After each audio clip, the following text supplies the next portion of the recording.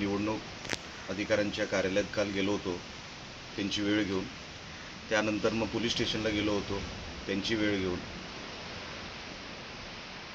दोन्ही अधिकाऱ्यांना मी विचारलं की पुढची प्रोसिजर काय. आपण मला सांगितलं होतं की तो सगळा विषय आता आम्ही जप्त केला आहे, पैसे जप्त केलेत. पैसे जप्त केलेत म्हणजे क्राईम झाला आहे. आता जप्त केल्यानंतर त्यांची काहीतरी, जसं मी तुम्हाला काल बोललो, ती कुठली अहवाल समिती वगैरे असते त्यासमोर त्यांनी ते सगळं आपलं म्हणणं सादर केलं आहे. आणि 24 तास उलटून गेले तरी देखील FIR तर सोडून द्या, कारवाई शो कॉज नोटीससुद्धा संबंधित आरोपीला गेलेली नाही. की हे पैसे कुठून आले ते म्हणतायत व्यवसायातून आले, तर एक शो कॉज नोटीस द्यायची एक पद्धत असते की तुम्ही आम्हाला सांगा, पहिलं तुमचं एक्सप्लेनेशन द्या. पण ते देखील अजून आरोपीला साधं बोलवलंही नाही. हे अपेक्षित होतं, याच्यात काही नवीन नाही. म्हणून मी माझ्या आज वकिलांशी बोलणार आहे. जसं मी भाजपच्या मालवणच्या नगराध्यक्षाच्या उमेदवार सौ शिल्पा खोत ह्यांच्या विरोधात मी कोर्टात गेलो. काल कोर्टाची पहिली तारीख होती आणि आपल्याला सांगताना आश्चर्य होतं आहे की साधा वकील पण पाठवला नाही समोरच्या संबंधित ज्यांच्यावर आम्ही आरोप केले त्यांच्यावर. मग आता पुढची तारीख मिळेल. पण जर तुमचा न्यायव्यवस्थेवर विश्वास होता, जे तुम्हीच तुमच्या तोंडातून बोलला होतात, मग तुम्ही गेलात नाही, तुमचे वकीलही गेले नाही, हा कुठला न्यायव्यवस्थेवर तुमचा विश्वास आहे? तुम्हाला खात्री पटलेली आहे की तो फॉर्म रद्द होणार, डिस्क्वालिफाय होणार, आणि म्हणून तिकडे जाऊन काय उपयोग नाही, म्हणून साधा वकील पण पाठवलेला नाही. पहिलं रिप्रेझेंटेशन किंवा पहिलं जे काय म्हणणं असतं ते एक वकिलांनी मांडायचं असतं. साधे वकीलसुद्धा पाठवले नाहीत. हा तुमचा न्यायव्यवस्थेवरचा विश्वास होता का? हा प्रश्न माझ्यासारख्या माणसाला पडतो.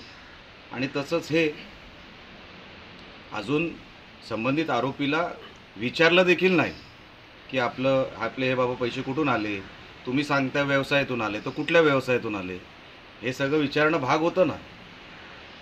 आता मी माझ्या वकिलांशी बोलतो आहे, त्याच्यावरती काय फायनल कन्क्लुजन निघेल ते तुम्हाला मी सांगेन नंतर.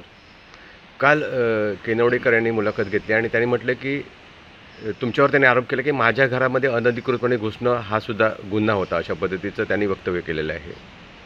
बघा, लक्षात घ्या, मी परवानगी मागून आत गेलो. ज्यांनी दरवाजा उघडला त्यांनी मला थांबवायला पाहिजे होतं.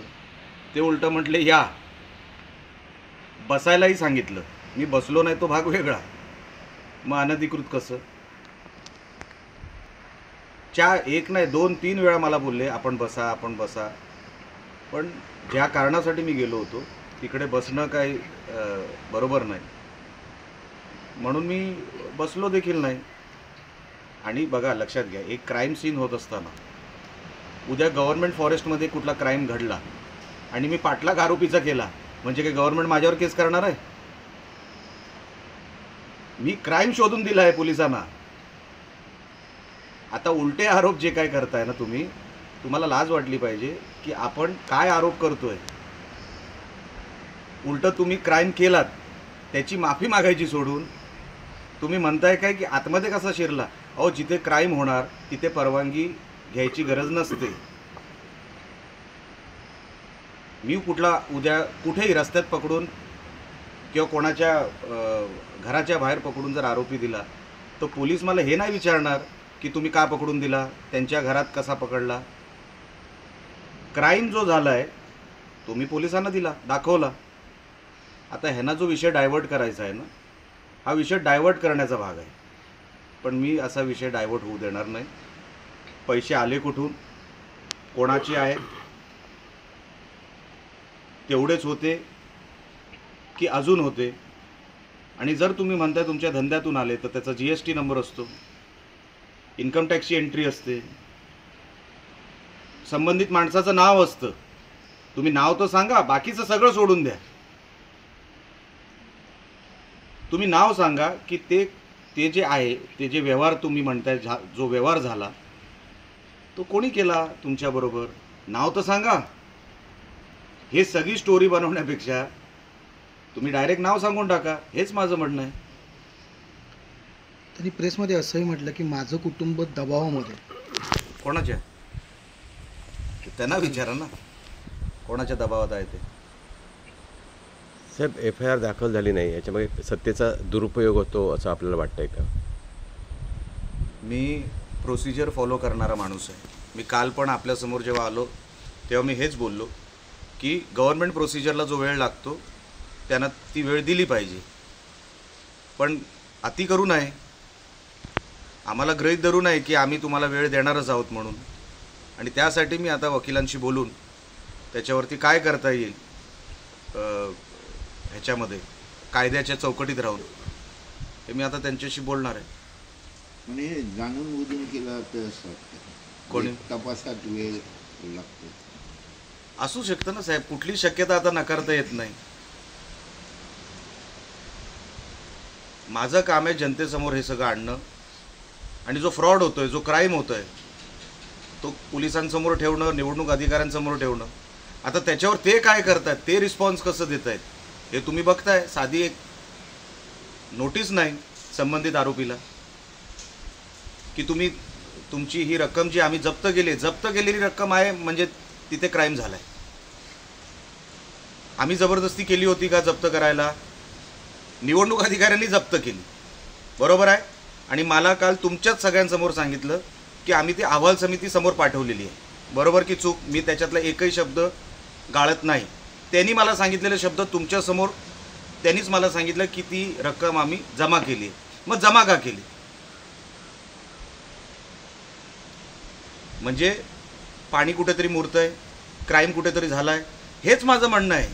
क्राईम जो झाला आहे ना त्याचा पहिला पडाव असतो FIR. FIR करून टाका. आणि जे तिकडे डिस्पोज करायला उभे होते ते सगळं, त्याच्यात मी नाव घेतलंय, ते कोण वेंगुर्लेकर नावाचा मुलगा होता आणि एक बंड्या सावंत नावाची व्यक्ती होती, ह्यांच्यावर पण FIR झाली पाहिजे. पालकमंत्री म्हणतायत की हमाम में सब नंगे होते. हे उर्दू आहे, त्याच्या पलीकडे मी काय बोलू शकत नाही. पण हा टोला तुम्हालाच उद्देश नाही असं वाटतंय लोकांना. लोकांना वाटतंय ना, मला नाही वाटत.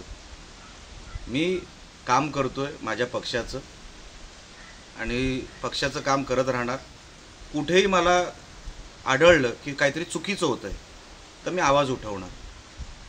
माझ्याकडे जे पुरावे आहेत त्या पुराव्यानिशी मी बोलतोय, त्या पुराव्याच्या आधारावर मी बोलतोय. साहेब, एक कुठलंही माझं पहिल्या वोटर लिस्टपासून ते भाजपच्या ज्या उमेदवार आहेत त्यांच्यावर आणि आता हे एक तरी मी विदाऊट पुरावा बोललो असा मला दाखला तुम्ही दाखवा. हे तर मी डायरेक्टच गेलो कॅमेरा स्टार्ट करून. मी विदाऊट पुरावा साहेब बोलणारा माणूस नाही. तुम्ही माझ्यावर टीका करू शकता, मला नको ते बोलू शकता, पण तुम्ही ह्याच्यातून म्हणजे हे जे ज्यांनी कोणी केलं आहे, आणि माझा आरोप तर थेट सन्मान्य रवींद्र चव्हाण साहेबांवर आहे, ते आणि त्यांची लोक ह्याच्यातून वाचू शकणार नाहीत. कारण का न्यायव्यवस्था आहे, आमचा न्यायव्यवस्थेवर विश्वास आहे. सर, तुम्ही म्हणालात की थेट रवींद्र चव्हाणवर आरोप आहे असं. त्यावेळी नितेश राणेंनी असं म्हटलं आहे की उदय सामंत जे आहेत ते सुद्धा सिंधुदुर्ग जिल्ह्यात येऊन गेले, आम्ही त्यांना सांताक्लॉज म्हणायचं का? बघा, उदयजी सामंत येऊन गेले, तुम्ही मग दुसऱ्याच दिवशी आरोप करायला पाहिजे होते. तुम्ही का थांबलात? लक्षात घ्या, आरोप प्रत्यारोप होत राहणार. जेव्हा उदय सामंत येऊन गेले, तुम्हाला वाटलं ना की असं काय होतं आहे, तुम्ही तक्रार करायला पाहिजे होती. मी तक्रार केली, मी निवडणुकीच्या ऑफिसमध्ये गेलो, मी पोलीस स्टेशनमध्ये गेलो. मला वाटलं गडबड आहे, मी फॉलो घेतला, मी त्या विषयाचा पाठलाग केला, मला काहीतरी सापडलं. तुम्ही करायला पाहिजे होतं. जर असं काय घडत आहे असं तुम्हाला जर वाटत असेल, तुम्ही करायला पाहिजे होतं. लोकशाही आहे, आम्ही म्हणत नाही की तुम्ही करायला नको होतं. तुम्ही का केलं नाही हाही तुम्ही विचार करा. तुमच्या कार्यकर्त्यांना विचारा, ते वाटपात बिझी होते, ते पाठलाग कसा करणार? हातामध्ये 10,000 15,000 एक वोटरला द्यायचे होते, ते बिचारे त्याच्यात व्यस्त आहेत. BJPचे सगळे कार्यकर्ते सिंधुदुर्ग जिल्ह्यातले ते पाठलाग कसा करणार, क्राईम कसा शोधणार, त्यांचं पूर्ण लक्ष झालं आहे. आता बघा काय झालं आहे इकडच्या युनिटचं, भारतीय जनता पक्षाच्या रवी चव्हाण साहेबांच्या जवळ जेवढे आहेत त्यांनी बुकिंग करून ठेवली आहे गाडीची, घरांची, सोनं किती घ्यायचं, फिरायला कुठे जायचं, मग ते फ्लाईटमध्ये परदेशात कुठल्या कुठल्या देशात आपण जाऊ शकतो, ते आपलेही बँक बॅलन्स जमवत आहेत, आपलं कपाट भरत आहेत. हे पैसे जे काय त्यांना वाटत आहेत ना, त्यांना असं वाटतं की हे पैसे खाली चाललेत, 60% पण खाली गेलेले नाहीत. हे सगळे गडगंज होणार, काही ठराविकच 10-15 जण, आणि मग उद्या ह्यांच्या घरात मर्सिडीज येणार तर तुम्ही आश्चर्य वाटून घेऊ नका. कारण का हे वोटरना देणार जे काही पैसे दिले होते ते 40% खाली कोण ना कोणतरी पसरवत आहे वोटरांच्या घरापर्यंत, पण बाकीचे पैसे वरचे खात आहेत. ते शोधणार कसे, ते खायला बसलेत. म्हणून माझ्या लफड्यात पडू नका, मी डायरेक्ट आउट करत असतो. साहेब मगाशी जे हमाम में सब नंगे होते याचा अर्थ असा होता की तुमच्याकडून पण पैसे वाटप होते अशा पद्धतीचा आरोप पुरावा होता. दाखवा, पुरावा द्या, त्यावर बोलूया. मी जर काय करत असेल, अच्छा तुमच्याकडे सगळी सत्ता आहे, तुम्ही फोन टॅप करू शकता, तुम्ही माझं लोकेशन ट्रेस करू शकता. SP 2-2 दिवस मालवणमध्ये येऊन बसतायत, चांगली गोष्ट आहे. अख्ख्या जिल्ह्यामध्ये आता फक्त इलेक्शन लागलेली आहे, बाकी सगळ्या इलेक्शन संपलेले आहेत. तुमच्याकडे सगळं काय आहे ना, तुम्ही विचारताय का ही धमकी का, करून टाका जे करायचं आहे ते. आणि भिजलेला माणूस हा कोणाला घाबरत नसतो, पावसाला घाबरत नसतो. जर मला हे सगळं करायचं आहे तर मला खात्री आहे की माझ्याबरोबर काय काय होणार आहे ते. म्हणून मला किती जरी काही तुम्ही स्टेटमेंट उलटे सुलटे देऊन माझ्यावर किती आरोप करायचा प्रयत्न केला, माझे हात स्वच्छ आहे, तुमचे हात स्वच्छ व्हावे ह्यासाठी हा निलेश राणेचा प्रयत्न आहे. काल साहेब रवींद्र चव्हाण यांनी मोठं एक वक्तव्य केलं होतं की 2 तारीखपर्यंत महायुती टिकवायची आहे.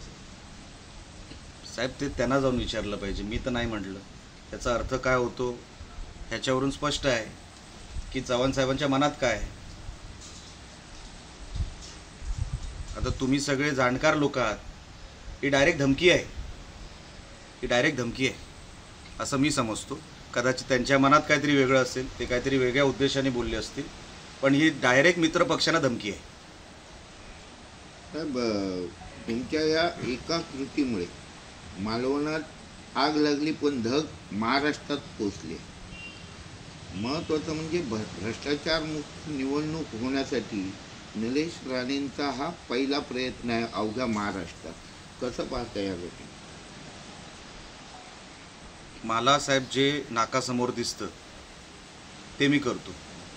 काहीतरी तुम्ही माझ्याबद्दल चांगलं लिहावं किंवा कुठेतरी माझं नाव जावं ह्याच्यासाठी अजिबात नाही. माझे कार्यकर्ते गरीब बिचारे आपलं सगळं घरदार विकून कोण कुठून येऊन निवडणुका लढत आहे.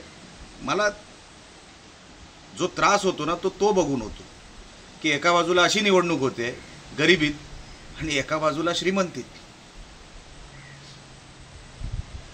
जेव्हा हे सगळं नीट होऊ शकलं असतं, मला ह्याच्यातून साहेब काहीच मिळवायचं नाही. मी तुम्हाला काल पण बोललो, जर ह्याची सुरुवात चांगल्यासाठी झाली असेल तर माझ्या मनाला समाधान आहे. हे थांबणार असेल महाराष्ट्रभर तर खरोखरच मी कुठे काय केलं, माझा कुठेतरी खारीचा वाटा आहे असं मला वाटून मला समाधान वाटेल. पण त्याच्या पलीकडे मलाही वाटत नाही हे थांबणार आहे. मला वाटत नाही साहेब हे थांबणार आहे. म्हणून मी कुठे स्वतः हवेत राहणारा माणूस नाही, माझे पाय जमिनीवर आहेत. मला माहिती आहे हे काय थांबणार नाही, आज नाही तर 2 दिवसांनी होईल. म्हणून मी सांगितलं निवडणुकीपर्यंत माझं लक्ष आहे, पण हे महाराष्ट्रभर पसरू नये. आणि जर हे सगळं थांबलं, त्या ठिकाणी त्या लोकांनी सतर्क ते लोक राहिले, अलर्ट राहिले आणि ही व्यवस्था पकडून दिली, त्या निर्णय अधिकाऱ्यांनी त्या पोलिसांनी हे होऊच दिलं नाही त्या क्षेत्रामध्ये, तर साहेब महाराष्ट्राचं चित्र बदलेल. आणि त्याच्यामध्ये जर माझा कुठे खारीचा वाटा असेल तर खरोखरच मनाला समाधान वाटेल.